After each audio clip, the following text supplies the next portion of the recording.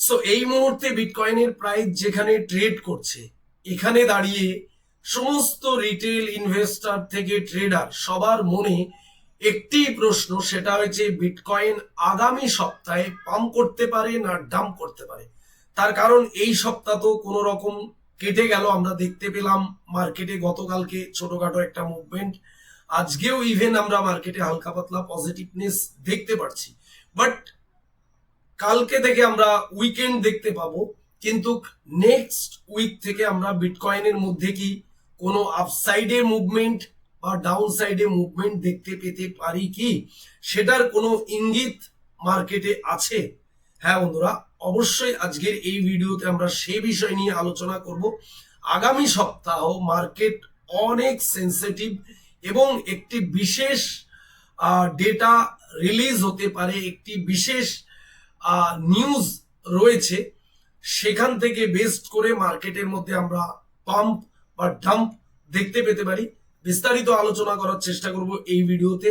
ভিডিওটি অনেক অনেক ইনফরমেটিভ একটি ভিডিও, অবশ্যই ভিডিওটি লাস্ট অবধি দেখবেন।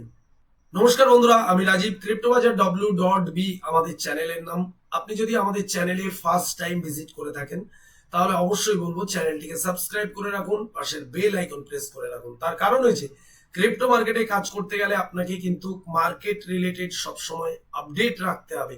আর আমরা আমাদের এই চ্যানেলে সহজ সরল বাংলা ভাষায় ক্রিপ্টো মার্কেট রিলেটেড সমস্ত আপডেট টাইম টু টাইম দিতে থাকি।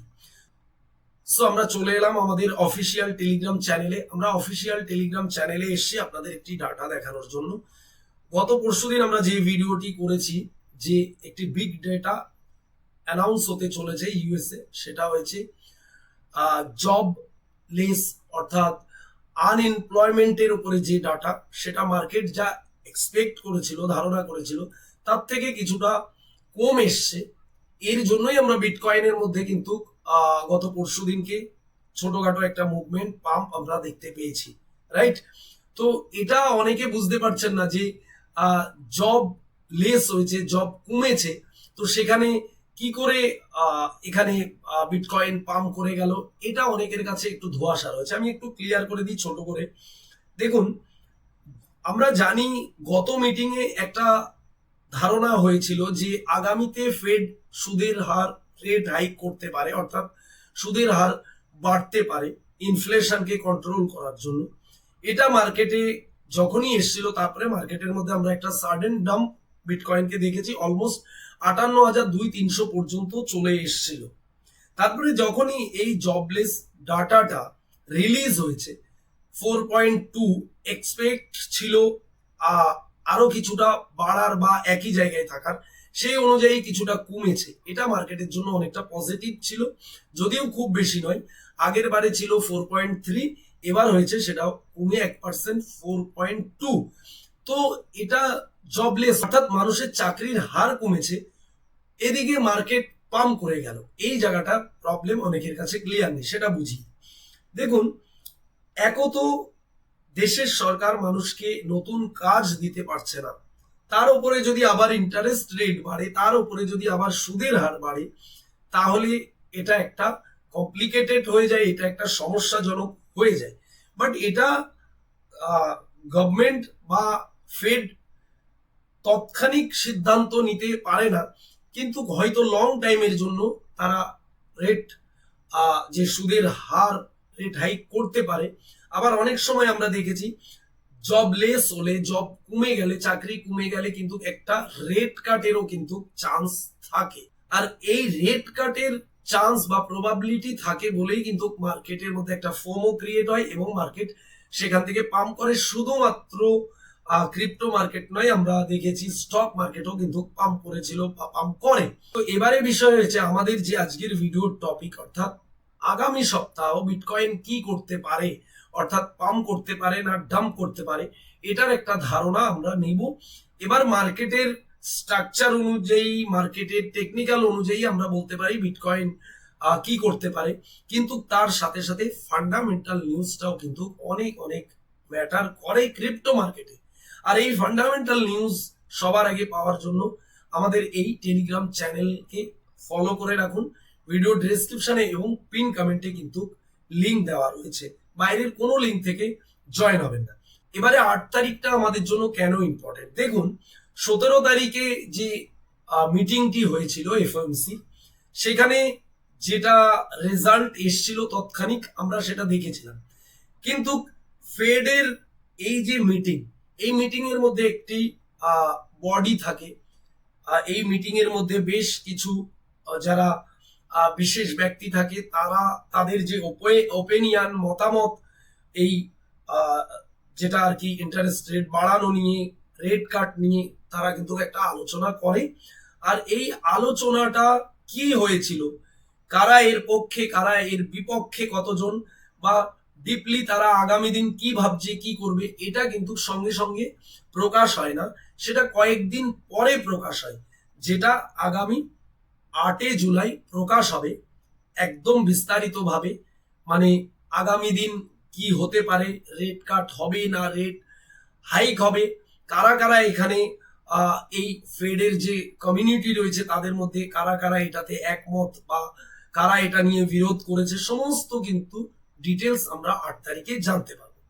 আমরা কিন্তু আগে থেকে এটার কোনো ধারণা আপনাদের দিতে পারি না।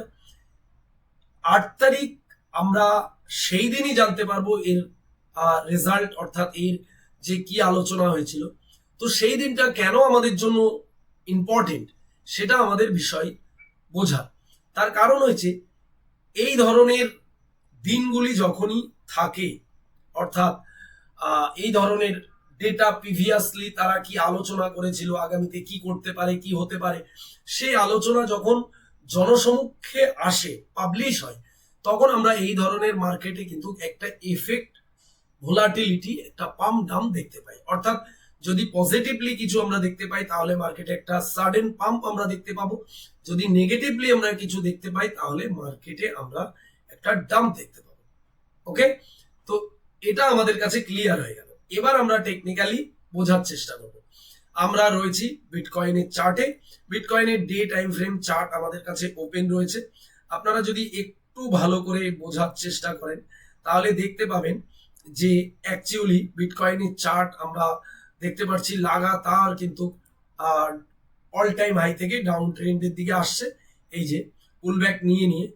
তো এখন এখানে মার্কেট যথেষ্ট ড্রপ করেছে, তো টেকনিক্যালি এখানে আমরা একটি সাপোর্ট পাচ্ছি মোটামুটি এটা 54,000-53,000-এর কাছে, যদিও বিটকয়েন এখানে আসেনি।